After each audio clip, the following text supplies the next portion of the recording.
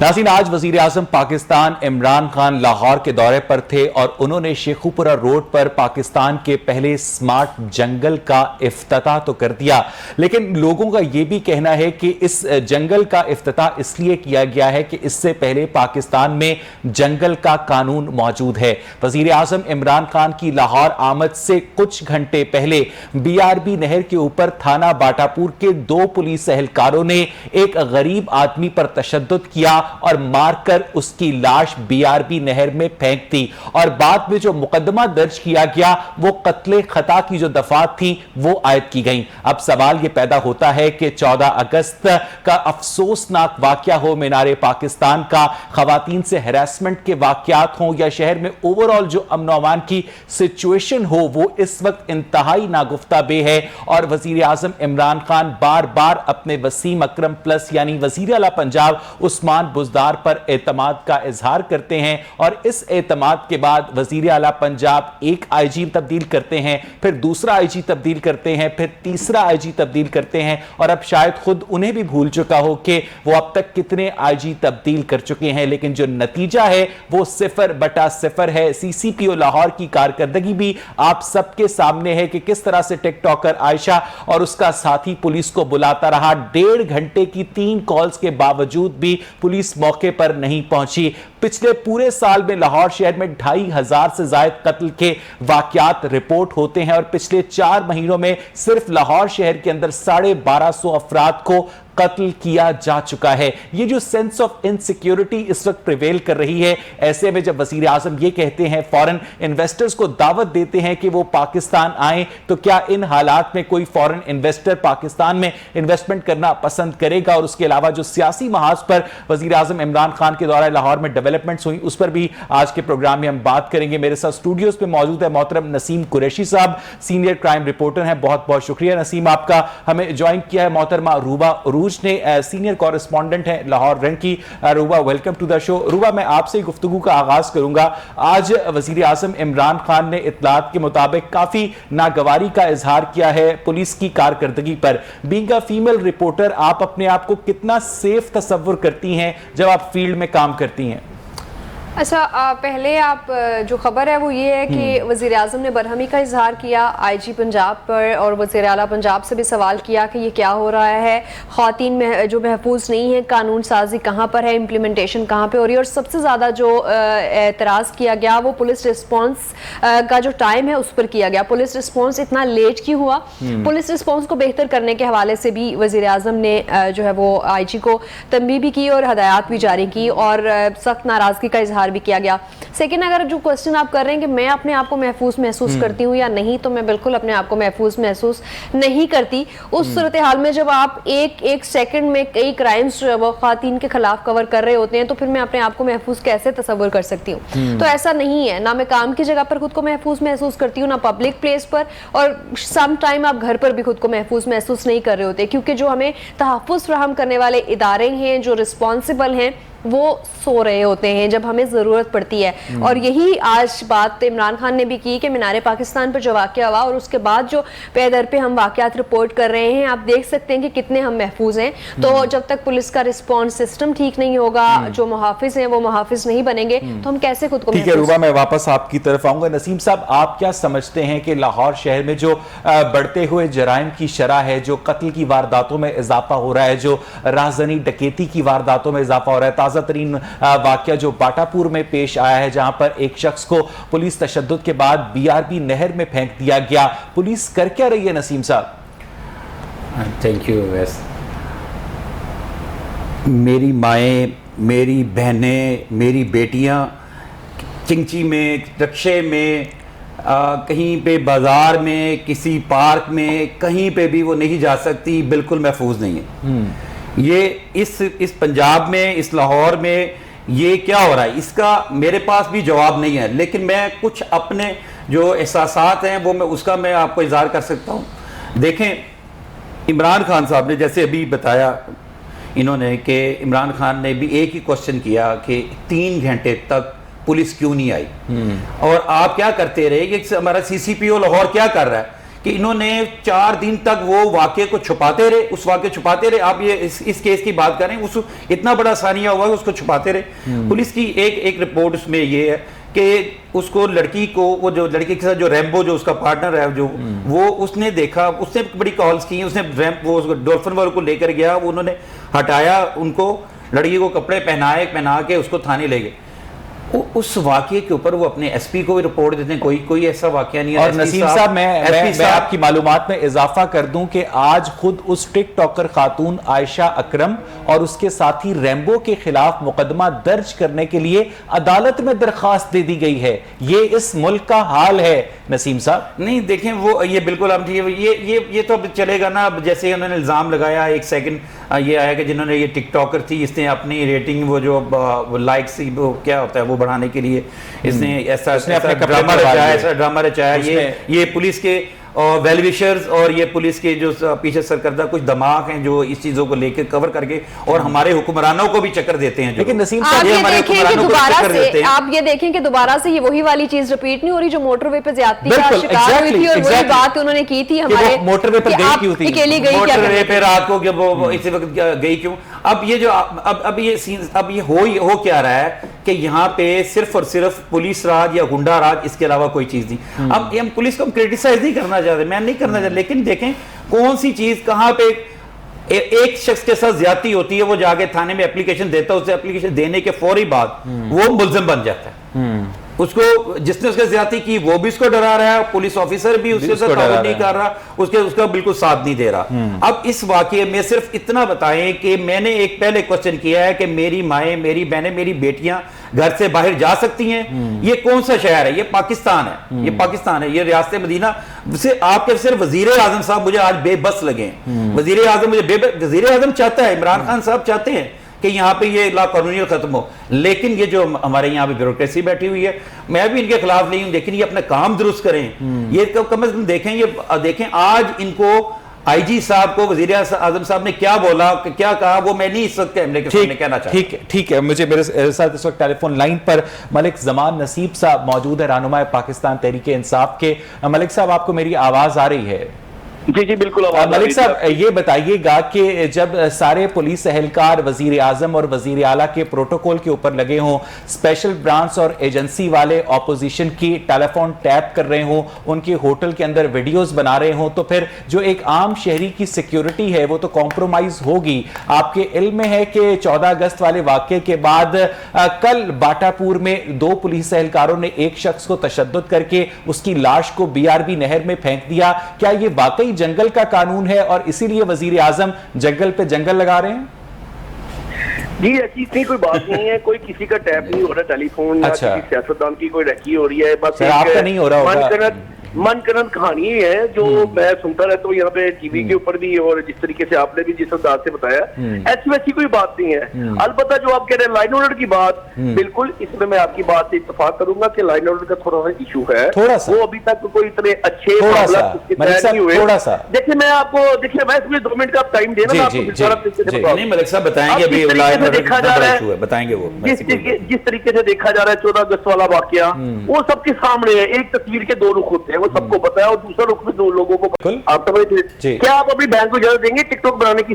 मेरी बहन मुझसे इजाजत लेगी नहीं। मेरी बहन एक इंडिपेंडेंट इंसान है, वो उसकी जो मर्जी आए वो करे। यही फर्क आ गया ना आपकी बात का। आपने खवातीन को अपनी इजाजत के मरहूने मिन्नत रखा हुआ है, बजाय इसके कि आप लोग अपनी नाकामी का एतराफ करें। आप ये कह रहे हैं कि आयशा वहां पर गई क्यों?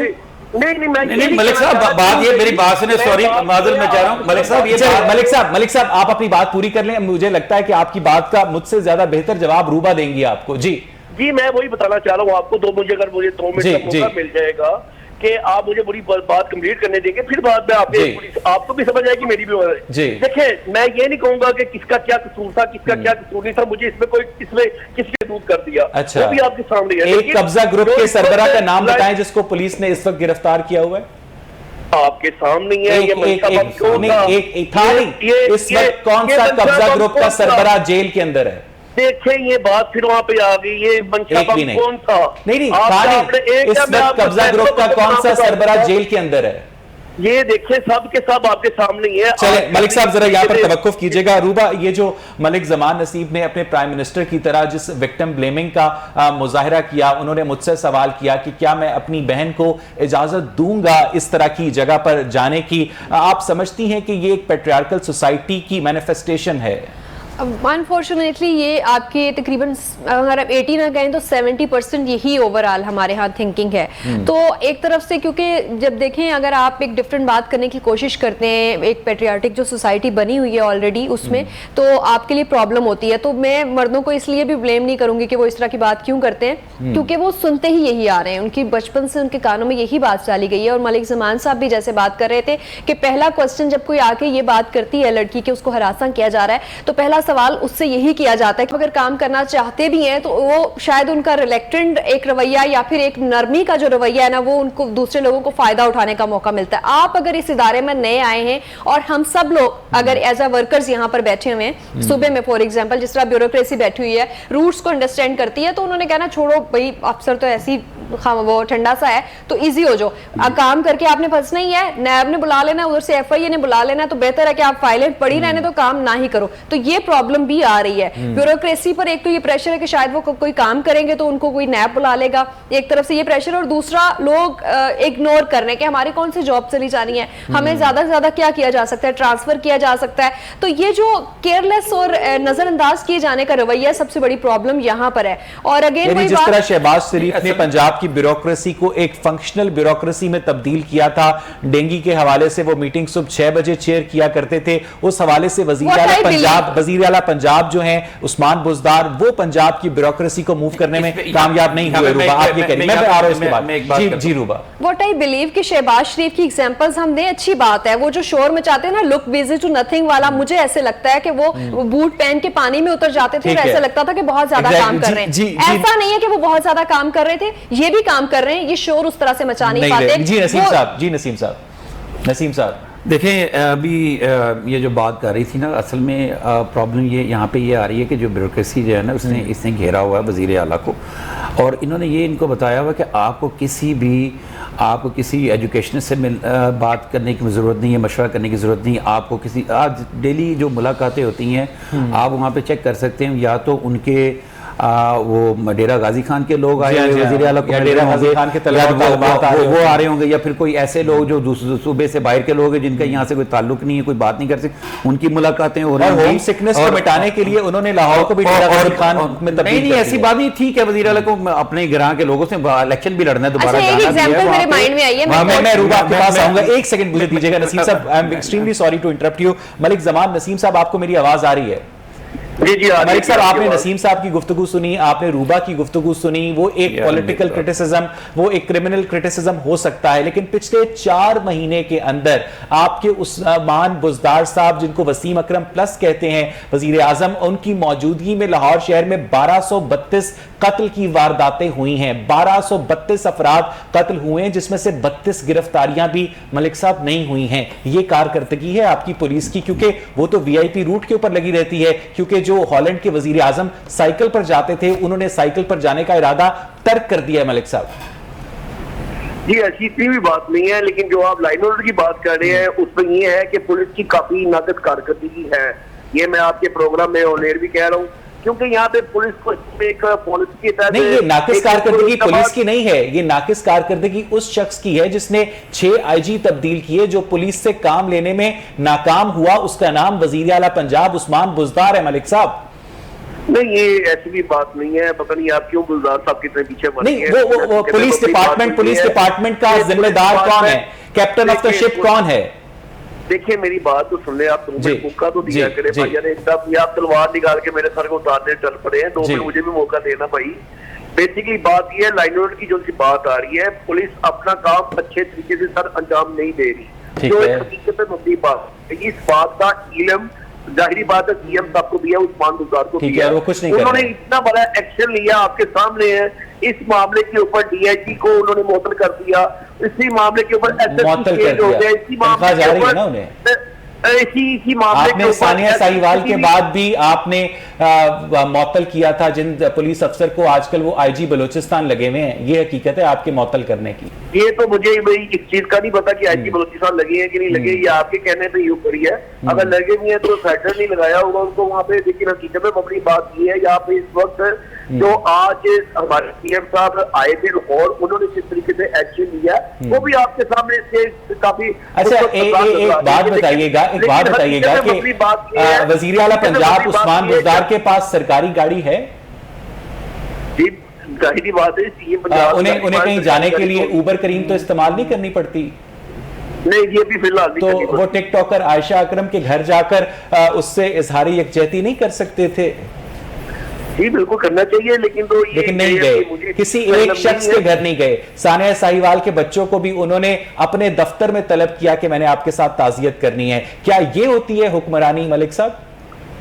नहीं, इसका मुझे आइडिया नहीं है कि उनके बच्चों को यहाँ पे बुलाया गया कि जी बुलाया गया था। किस किस्म के दर्द है आपको आजकल ये भी मामूलात पता ही होंगे, इसमें को किसी के पास देखी चुकी बात तो है ही नहीं है। दर हकीकत बात ये है, नहीं, एक आम आदमी जिसका कोई कत्ल होता है, जो कोई ज्यादती का शिकार होता है, उसके घर अगर कोई हुक्मरान जाता है, जो कि नून लीग के दौर में अक्सर देखने में मिलता था, अब ना वजीर आजम जाते हैं ना वजीर आला जाते हैं, ऐसा क्यों करते हैं आप लोग? क्या आप लोग इतने बेहिस हैं, संगदिल हैं? आप लोगों को फोटोशूट का भी कोई शौक नहीं है?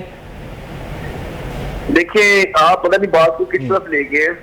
यहाँ पे किसी की ताज़ीब करने बनना चाहता है तो जाहिर बात है पता नहीं किस किस्म की आवाजें कथी जाती हैं। जिस तरीके से आपको याद होगा कि वहाँ पे उनके सानिया जो आपने बताया साहिवाल के बच्चों की इयादत करने के लिए सीएम साहब खुद हॉस्पिटल में गए थे। जी हाँ, बड़ा एहसान किया था उन्होंने। नहीं जी, जिसका बाद में मीडिया ने ही बड़ा स्कैंडल बना दिया था कि जी वहाँ पे फूलों को सस्ता पेश किया जा रहा था। फूल देने का नहीं था। यहाँ पे भी आप कह रहे हैं कि उनकी ताजियत करने नहीं गए। हमारे सीएम साहब तो वहाँ पे उनका बिल्कुल वहाँ पे हॉस्पिटल में तमाशदारी करने गए थे, लेकिन बाद में पता नहीं क्यों इस किस्म की होशियत करने से इस्तेमाल की जाती है जुबान। मुझे बाद में खुद बड़ी हैरानगी होती है। मैं इस मामले की तरफ नहीं जाता, लेकिन जो हकीकत में बड़ी बात है मैं उसकी तरफ आऊंगा, पुलिस के लाइन ऑर्डर की तरफ। दर हकीकत ये है इस वक्त जितने गुंडे बदमाश सारे जितने भी जवारिये ये सारे के सारे इस वक्त अपने घरों की चार दीवारी के अंदर महसूस हो रह चुके हुए हैं। इनकी कोई एक्टिविटी नहीं है। आपको ये बता दें कि लाहौर में किसी जगह सर हम जिस तरीके से, ठीक है मलिक साहब, मुझे यहाँ पर एक ब्रेक लेनी है। और नाज़रीन, लॉ एंड ऑर्डर के हवाले से एक रीसेंट लाहौर की डेवलपमेंट ये है कि इश्तिहारी मुल्जिमान को पहले हाजिरी के लिए तलब किया जाता था थाने में, और अब लाहौर पुलिस ने यह फैसला किया है कि रेपिस्ट को भी तलब किया जाएगा थाने में हर हफ्ते, और उनसे पूछा जाएगा कि जनाब आपने कोई रेप तो नहीं किया। इस तलबी की कानूनी पोजीशन क्या है वो अपनी जगह पर, लेकिन क्या इस तरह के मज़हका खेज इकदामात से लॉ एंड ऑर्डर को कंट्रोल किया जा सकता है? नसीम कुरैशी साहब की राय लेके एक छोटे से ब्रेक के बाद स्टे विद अस।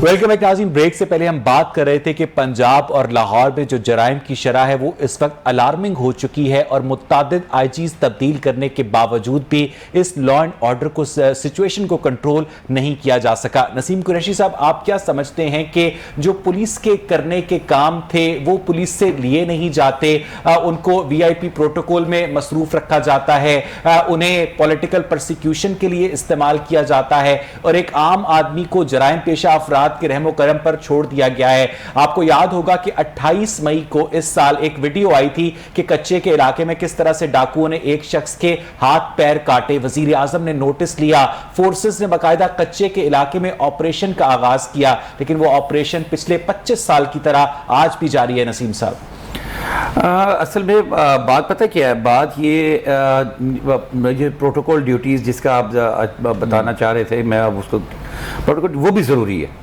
और वो भी देखिए ना किसी और ने तो करनी नहीं, पुलिस ने कर दी है ना। वो वज़ीर आज़म आए हैं, वज़ीर आला है, एलीट फोर्स है, ये सेलिब्रिटीज़ के साथ या पॉलिटिशियंस के साथ या फिर चीफ सेक्रेटरी के साथ, आईजी के साथ, इन लोगों ने इनके साथ इनकी ड्यूटी करनी है, क्योंकि इनको भी लाइफ थ्रेट होता है। ये इसमें ऐसी बात नहीं है लाइफ थ्रेट है। अब कच्चे के इलाके की जैसे आपने बात की, वहाँ पे अगर ऑपरेशन के आईजी साहब करवा रहे हैं तो आईजी साहब करवा रहे हैं, उन्होंने जिस डीआईजी के जिम्मे लगाया या एसएसपी के जिम्मे लगाया, एसपी के जिम्मे लगाया, या कोई एएसपी साहब है, डीएसपी साहब है, एसएचओ जो भी, उनको भी लाइफ थ्रेट है। उनके साथ ये सिक्योरिटी ये तो फिर पुलिस की इसके कतई नजर, इससे कतई नजर फिर पुलिस की सिक्योरिटी के लिए हम कौन सा महकमा कायम करें? नहीं, इससे कतई नजर, इससे कहते हैं पुलिस की सिक्योरिटी से कहते हैं नजर। बात सिर्फ ये है, आप हम जो असल मुद्दा है हम उसकी तरफ आए। बात ये हो रही कि हमारा माशरा, हमारी तरबियत नहीं हो रही, तरबियत ठीक नहीं हो रही।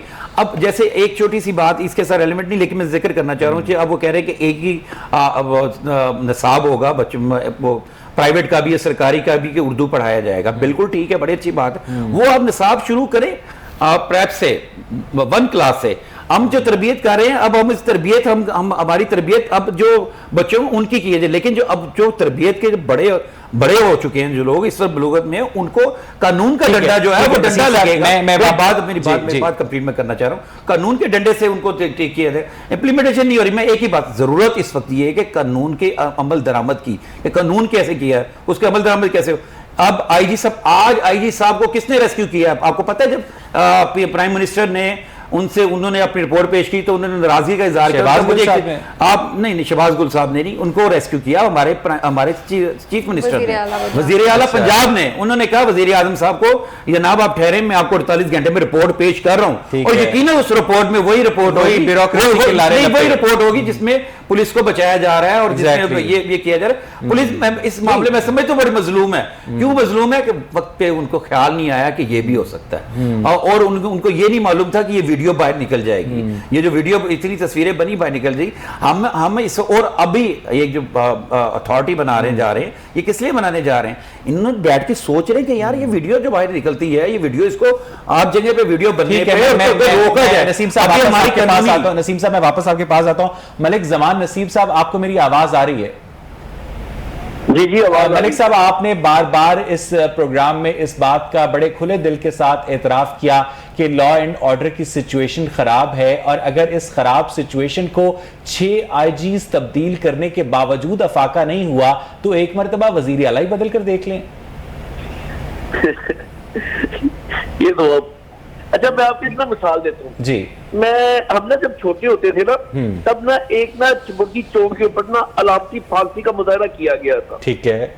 उस अलामती फांसी का ये रद्द-ए-अमल हुआ था कि वहां पे उस एरिया के इर्द गिर्द जितने पुलिस स्टेशन थे ना, वहां पे तकरीबन 2 से 2.5 माह तक कोई वारदात नहीं हुई थी।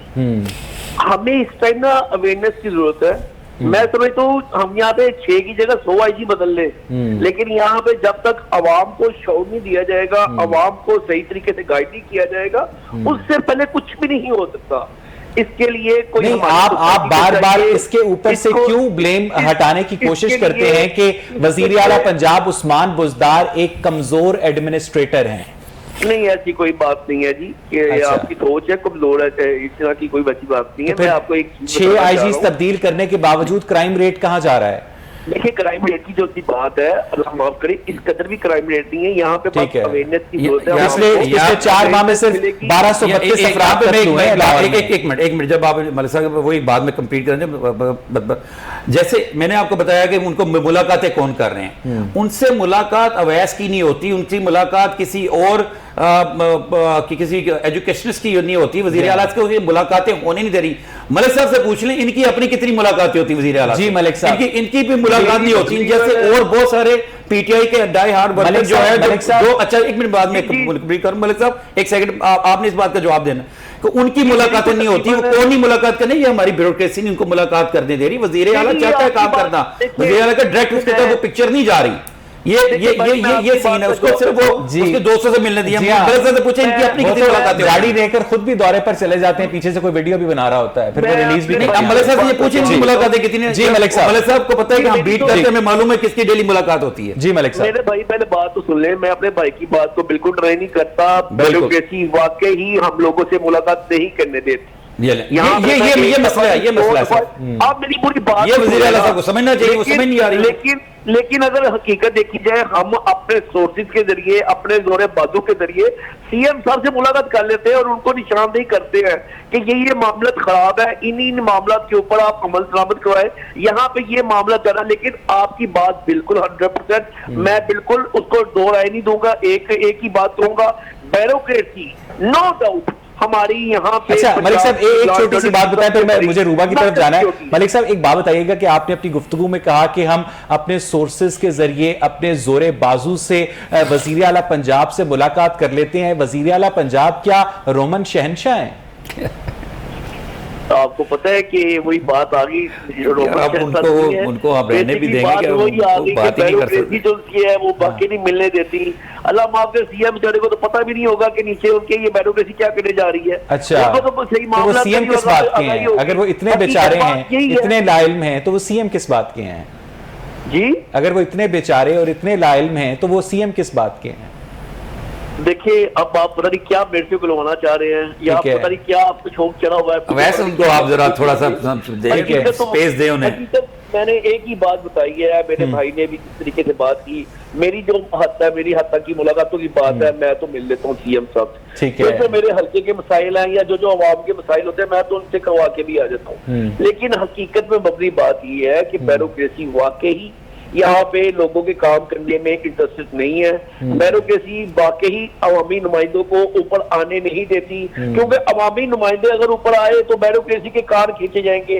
ब्यूरोक्रेसी के मुताबिक बताया जाएगा कि ये बंदा क्या है, उस बंदे का क्या किरदार है, और ये बंदा। बहुत बहुत शुक्रिया मलिक जमान नसीब साहब। रूबा एक क्विकली कमेंट कर दीजिएगा कि ये जो पीटीआई ने एक नया तरीका पकड़ा है कि अपनी तमाम तर नाकामियों की जिम्मेदारी ब्यूरोक्रेसी के ऊपर डाल दी जाए, क्या ये दुरुस्त है? कुछ हद तक कह भी सकते हैं, क्योंकि पहले दिन से आपको यही सुनने को मिल रहा है कि ब्यूरोक्रेसी ताउन नहीं कर रही। इवन अगर कहीं से रेडी बानों की जो वो तजावजात हैं वो हटानी है, तो उस पर भी मुद्दा जो है वो डिस्ट्रिक्ट गवर्नमेंट पे डाल दिया जाता है कि ब्यूरोक्रेसी सारी प्रॉब्लम क्रिएट कर रही है। तो आपको खुदारा जो अवाम आपको मुंतखब करके किसी ओहदे पर लगाती है और आपको हक देती है अपनी बात करने का, तो आपको ब्यूरोक्रेसी को कंट्रोल करने के लिए दिया जाता है। और अगर आप ब्यूरोक्रेसी को नहीं कंट्रोल कर पा रहे तो आप नाअहल हैं, इस चीज़ को मान लें। हम बिल्कुल पीटीआई के खिलाफ नहीं है, या हम किसी दूसरी गवर्नमेंट को सपोर्ट नहीं करते, या हम किसी के जो है वो स्पोक्स पर्सन के तौर पे बात नहीं कर रहे, लेकिन ये एक रियलिटी है कि अगर आपके अंडर काम करने वाले लोग आपके कंट्रोल में नहीं है तो फिर आप नाअहल है। बहुत बहुत शुक्रिया रूबा उरूज, आपका बहुत बहुत शुक्रिया। नसीम कुरैशी और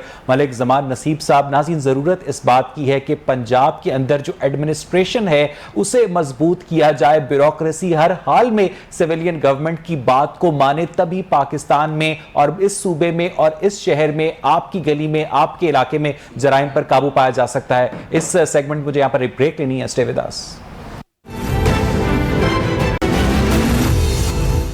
वेलकम बैक नाज़रीन। इक्तसादी महाज से खबर यह है कि पाकिस्तान के जो ज़र मुबादला के ज़खायर हैं तारीख की बुलंद तरीन सतह यानी 21 अरब डॉलर पर पहुंच चुके हैं, और इसी तरह जो पाकिस्तान में डॉलर का रेट है वो भी तारीख की बुलंद तरीन सतह 165 रुपए 61 पैसे को टच कर रहा है। ये बड़े मजे की सिचुएशन है कि जब मुल्क में डॉलर के ज़खायर में इजाफा होता है तो उसकी मार्केट वैल्यू में कमी होनी चाहिए। आईएमएफ से 2 अरब 77 करोड़ डॉलर का इंजेक्शन लगने के बावजूद भी इस वक्त जो मार्केट है वो रिस्पॉन्ड नहीं कर रही। उसकी सबसे बड़ी वजह यह है कि पाकिस्तान में डॉलर का सबसे बड़ा सोर्स जो है वो एक्सपोर्ट की जगह तरसीलाते ज़र हैं, जो बैरून मुल्क मुकीम पाकिस्तानी पाकिस्तान के अंदर डॉलर भेजते हैं। और टेक्सटाइल सेक्टर में एक्सपोर्ट में इजाफे के बावजूद जो पाकिस्तान की ओवरऑल एक्सपोर्ट है उसमें कोई इजाफा पिछले 3 से 4.5 सालों में नहीं हुआ है। डॉक्टर कैस असलम मेरे साथ इस वक्त टेलीफोन लाइन पर मौजूद हैं।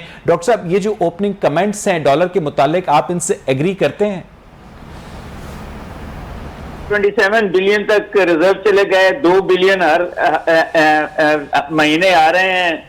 वहां से जो आपके पाकिस्तानी हैं, आपके वो जो आपने फॉरेन एक्सचेंज अकाउंट्स खोले हैं फॉरेनर पाकिस्तानियों के लिए, उसमें भी पैसे आ रहे हैं। 1.85 बिलियन तक पहुंच गए। आपके एक्सपोर्ट्स भी बढ़ रही हैं।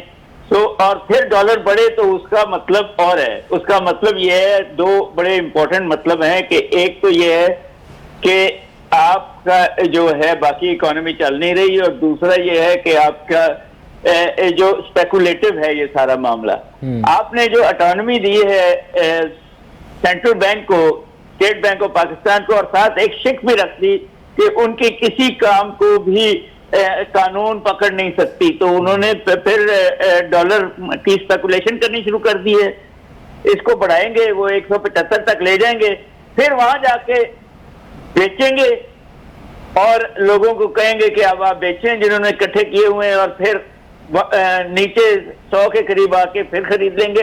तो ये पिछली हुकूमत भी करती थी, यहाँ भी अब एक 1.5 साल रह गया हुकूमत खत्म होने का, तो इन्होंने ये खेल, स्पेशली सेंट्रल बैंक ने ये खेल शुरू कर दी है कि जबकि IMF से भी पैसे आए हैं, कर्जे भी बरूने आपने कम कर लिए हैं, एक्सपोर्ट्स भी आपकी टेक्सटाइल की बढ़ी हैं, तो इन दी कॉन्टेक्स्ट ये सारा जो बढ़ाना है डॉलर को, वो स्पेकुलेटिव पैसे बना रहे हैं और उसके साथ साथ ये है कि शायद मनी लॉन्ड्रिंग हो रही होगी।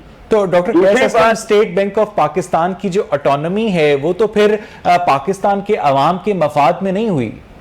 बिल्कुल नहीं हुई जी, ये बहुत ज्यादा मुझे ऑटोनॉमी से कोई इतराज नहीं है। मुझे जो था वो है कि वो जो शिक रखी है उस ऑर्डिनेंस में कि उनकी किसी बात को भी पाकिस्तानी कानून नहीं पकड़ेगा, तो फिर उनको आजाद कर दिया ना। आपकी जो सोवरेनिटी थी उससे ऊपर चलेगा वो, तो वो जो मर्जी करें। तो डॉक्टर कैस, आप क्या समझते हैं कि इक्तिसादी लिहाज से गवर्नमेंट की किसी मुआशी पॉलिसी में कमजोरी है? जंग के बावजूद जो अफगानिस्तान है उसकी करेंसी $1 की 86 अफगानी आ जाते हैं, लेकिन पाकिस्तान की करेंसी तो अफगानिस्तान से भी गई गुजरी है। जी, पाकिस्तान की इकोनॉमी का हाल ये है ना जी कि आपकी 10-15% इकोनॉमी चल रही है, मैं पॉपुलेशन के लिहाज से बात कर रहा हूँ, और बाकी जो 80-90% है, बीच में 10% जो है वो टैक्स पेयर्स हैं, 20% हो जाएंगे। बाकी जो 220 मिलियन में 20 मिलियन लोग हैं वो इनडायरेक्ट टैक्सेस। बहुत बहुत शुक्रिया डॉक्टर कैस असलम, मेरा वक्त खत्म हो गया। नाज़रीन, जब पाकिस्तान के अंदर डॉलर के ज़खायर सबसे ज्यादा हैं, पाकिस्तान में डॉलर की कीमत भी सबसे ज्यादा है, क्योंकि पाकिस्तान का जो एक्सपोर्ट सेक्टर है वो परफॉर्म नहीं कर रहा। आज का प्रोग्राम देखने के लिए शुक्रिया।